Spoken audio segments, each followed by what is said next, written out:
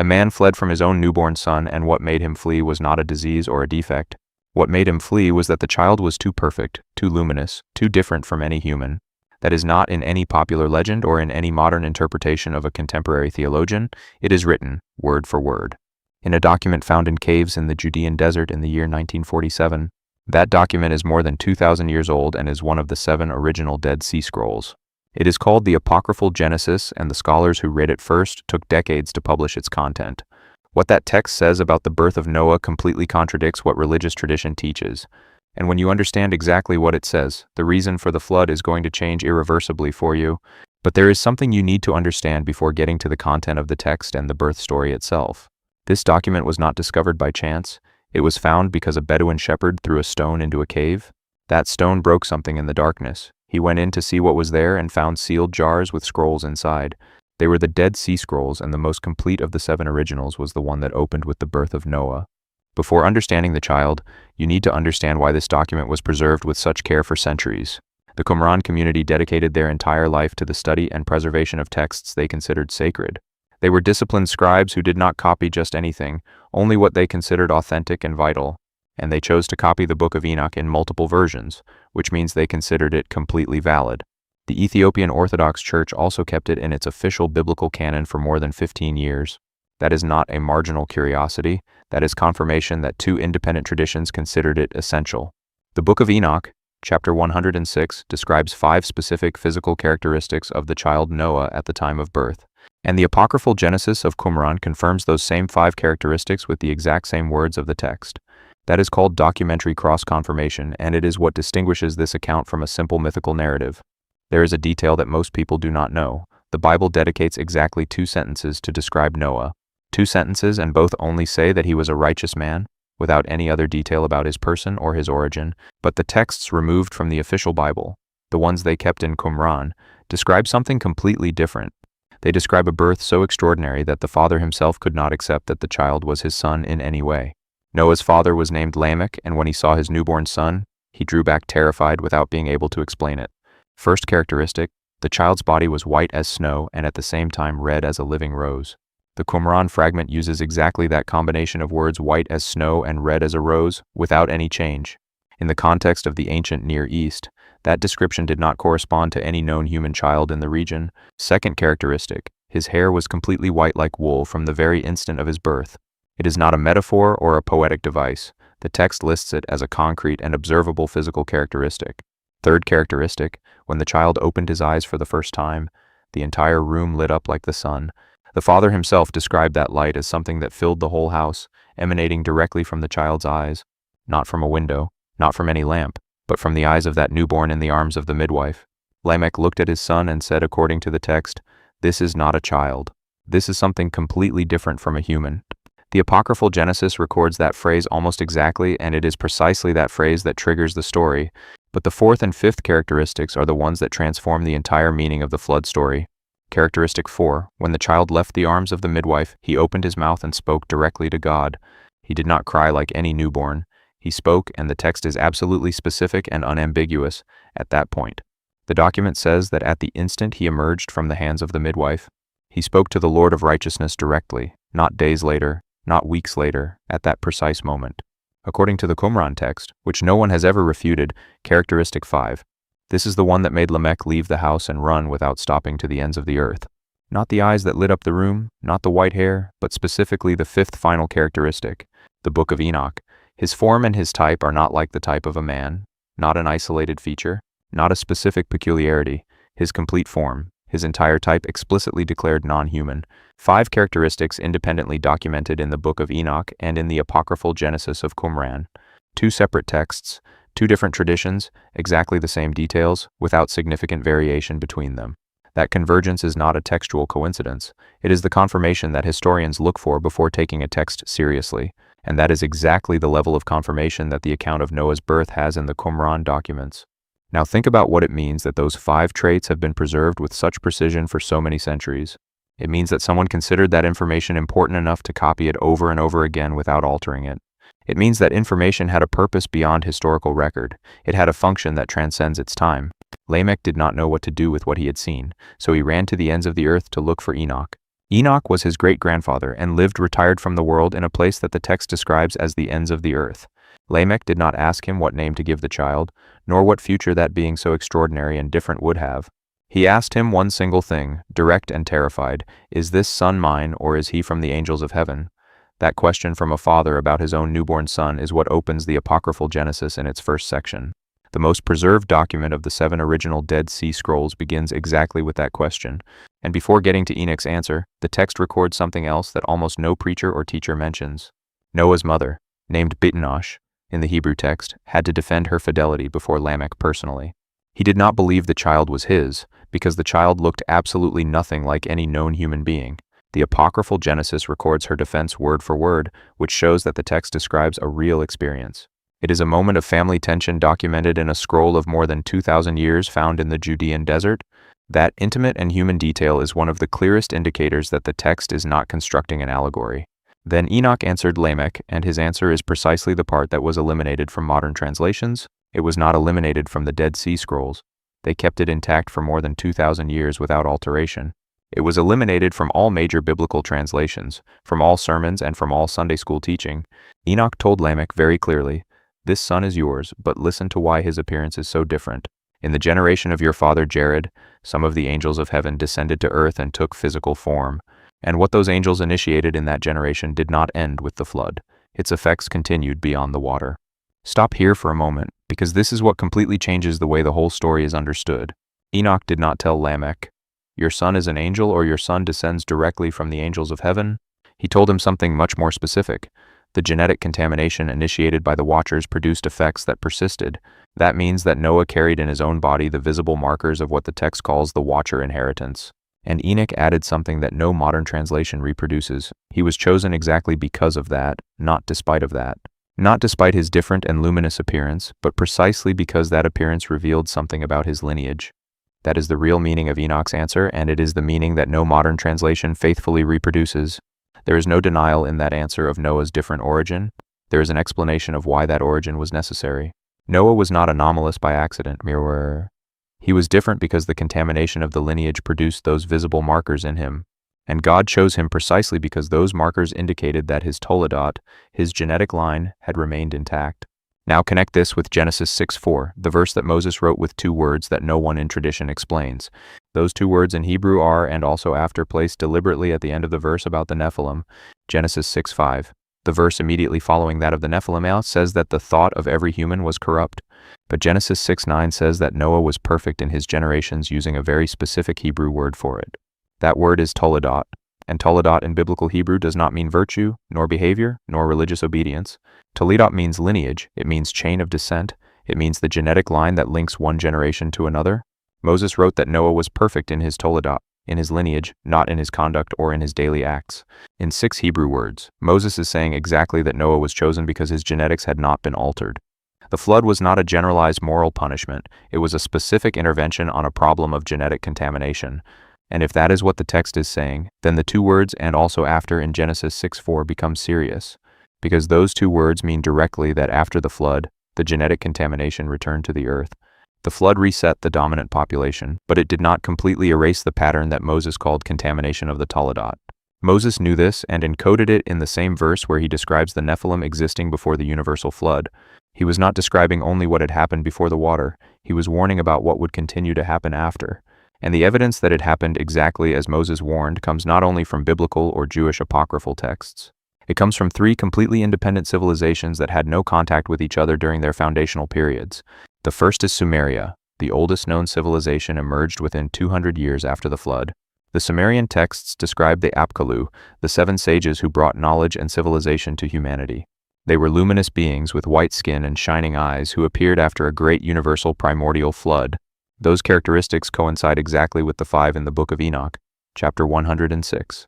Without any adaptation necessary, Egypt is the second civilization, and its texts describe the Shemsu Hor. Called the followers of Horus in translation, they were the pre-dynastic rulers recorded in the Turin king list as beings of a nature different from human. The Egyptian text uses the word Neteru for them, which means specifically divine beings of a category distinct from human. Greece is the third civilization, and Hesiod in the Theogony describes the Titans as the divine race that preceded everything. Luminous, of extraordinary size and nature, different both from the gods of Olympus and from common men. And crucially, the Greek text specifies that they were not destroyed, but imprisoned under the earth after their final defeat. Sumeria, Egypt, and Greece developed as civilizations completely independently in their foundational centuries. There is no known cultural transmission route connecting their foundational myths during the periods in which they were formed, and yet all three describe exactly the same beings with exactly the same specific physical characteristics. That is not cultural transmission or mutual influence, that is what historians call collective memory of a real event. Three civilizations independently remembering the same beings Moses had described in Genesis 6:4, exactly the same beings with the same 5 characteristics that Enoch recorded when describing the extraordinary birth of Noah. This confirms what Moses encoded in 2 words, the flood reset, but did not eliminate the pattern of the watchers. The dominant population was replaced by the water, but the carriers of the different Toledot survived scattered, and those carriers became the foundational figures of each major civilization that emerged after the waters. Moses saw this coming with total clarity when he inserted and also after as an active warning in Genesis 6:4. He did not write it with resignation, but with the precision of someone who understood exactly what had occurred before the water. Because Moses knew the tradition of the Book of Enoch and knew the full account of the different birth of Noah, he knew why Noah had that so distinct aspect. He knew exactly what Noah's perfect Toledot meant. And in Numbers 13, when the spies returned from Canaan describing giants, Moses showed no surprise at that. The spies said textually, "We were like grasshoppers before them, and they themselves looked like that before our own eyes." Those giants of Canaan were the exact continuation of the pattern that Moses had already encoded in Genesis Privatization 6:4 deliberately, the same pattern that continued advancing through Sumeria, Egypt, and Greece with completely identical physical markers. And here's where history stops being just ancient history and becomes something that directly affects today's reading. Because what Jesus said in Matthew 24:37 connects everything we have covered with a specific future convergence point. Jesus said with direct words, "As it was in the days of Noah, so will be the coming of the Son of Man among us." He did not say, as it was morally in those days. He did not say, as it was in terms of the level of sin of that specific generation. He said, as it was without any additional qualifier, no pointing to the concrete conditions of that historical era directly. In the context of Second Temple Judaism, as it was, pointed to the complete set of conditions of that period, a set that includes the pattern of Genesis 6:4. The pattern that Moses encoded precisely with and also after the same pattern with the 5 physical characteristics that Enoch documented in Noah's extraordinary birth in detail. If Jesus pointed only to moral corruption, he would have used the Aramaic word for impiety or for generalized violence, but he used the expression as it was, which in its Second Temple cultural context pointed to the complete event of that era, and that complete event includes the pattern of the watchers, the contaminated Toledot, and the 5 characteristics of Enoch 106. But there is something else that Jesus said in that same speech that reinforces the connection with the specific birth of Noah. He said that in those days people ate, drank, and married completely oblivious to what was happening around them. That description is not of extreme immorality. It is of absolute normality that coexists with a pattern that no one is seeing, exactly like Noah's contemporaries who lived their lives without recognizing the pattern that Noah indeed had recognized. Jesus was not describing an era of visible chaos. He was describing an era where the pattern acts without being recognized. And that is precisely the instruction of the 3 texts. Gregoreo is not necessary when the danger is obvious to everyone. Now there are 3 distinct sources in 3 completely distinct historical eras pointing to the same central pattern. Enoch in the apocryphal texts, Moses in the canonical Pentateuch, Jesus in the synoptic Gospels of the New Testament. 3 voices that did not know each other, separated by centuries, describing the same pattern with the same exact precision. And the 3 voices not only coincide in describing the pattern, but also in indicating exactly what the response should be. The response is not to fight the pattern with physical force, neither is it to flee from it. As Lamech fled from his own newborn son, Enoch told Lamech, "The Lord will do new things upon the earth, and I already saw them in a vision before they occurred." The response that Enoch transmits is active awareness, recognizing what is happening before everyone sees it, not the passive awareness of one who simply knows, but the awareness of the one who acts from what he has truly understood. Noah was chosen because his Toledot was uncontaminated and because he recognized the pattern that surrounded him when no one else saw it. Not because he was the strongest, not because he was the most powerful, but because his perception remained completely intact. Moses repeated the same principle in Deuteronomy 31:6 with a single Hebrew word. Very precise and completely deliberate.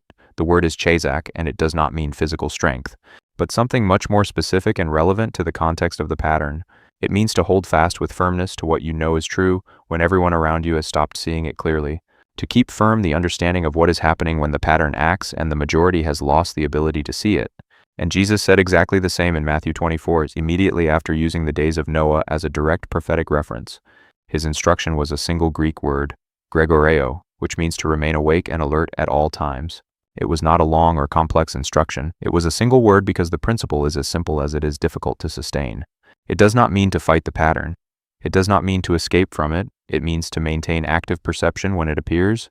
3 sources separated by 3,000 years of temporal distance, giving the exact same instruction about the same central pattern. Noah's birth with its 5 characteristics was not recorded as a curious anecdote about an extraordinary baby. It is the foundational document that explains why the flood occurred, what caused it, and why the problem did not end with the water. And that document was deliberately preserved for 2,000 years, sealed in the caves of the Judean desert. Without alteration, the Ethiopian church kept it in its official canon. The Qumran scribes copied it in multiple complete versions. 2 completely independent traditions made the same decision. This cannot be lost. This has to arrive, not as a historical curiosity, but as functional information for a specific moment that those preservers anticipated. The apocryphal Genesis opens with the question of a terrified father. Is this son mine, or is he from the angels of heaven? 5 characteristics of Noah. The perfect Toledot, the 2 words of Moses and the Gregoreo of Jesus point to the same place. Everything converges toward the same point that Enoch had already seen in his vision long before Lamech arrived to ask him. Noah was not a man who survived the flood because he built a more solid vessel than that of his contemporaries. He was chosen because in the midst of a generation that had stopped seeing the pattern, he still recognized it with total clarity. That capacity of recognition, that intact Toledot in his perception is exactly what the 3 texts are transmitting. And the 3 transmit it because at some point that pattern that Moses encoded in 6 Hebrew words will activate again. Lamech fled from his son because what he saw in that cradle completely surpassed his capacity of comprehension at that moment. The truth he had in front of his eyes was that this child of angelic appearance was the visible answer to a massive contamination. The flood was not the story of how humanity was destroyed by its general wickedness and then replaced by a family. It was the story of how a specific lineage was preserved because its Toledot had remained unaltered in front of the pattern. The 2 words that Moses inserted in Genesis 6:4 are the quietest and most precise warning of the entire biblical text. They mean that the problem that caused the flood did not end with the waters, but that it continued advancing after them. Through Sumeria with the Apkallu, through Egypt with the Shemsuhor, through Greece with the luminous Titans, always with the same markers, always with the same 5 characteristics that Enoch recorded at Noah's birth in chapter 106. And there is no alternative explanation that withstands analysis when the 3 textual corpora are placed side by side. It is not cultural borrowing, because the contact roots did not exist in the foundational periods of those 3 civilizations. It is not a universal psychological archetype, because archetypes do not produce identical physical descriptions in isolated cultures. The only explanation that encompasses the 3 sets of data is that the 3 civilizations were remembering the same real thing. And if they are remembering the same real thing, then what Moses encoded in and also after is not theology. It is exact history. And if Jesus in Matthew 24 pointed to that specific pattern, the question that remains is not only historical nor only academic. The question is whether those markers, those 5 characteristics, that different Toledot are recognizable in the present time. Enoch saw in a vision what would come. Moses encoded it in text with precision. Jesus named it as a direct prophetic reference, and the 3 said the same thing. Do not flee like Lamech fled. Do not close your eyes. Recognize the pattern when it is active in front of you. Chazak. Affirm yourself in what you know is true, even though everyone around you has stopped seeing it with sufficient clarity. Gregoreo remains awake and alert because the pattern returns exactly as it was described in the text 3,000 years ago.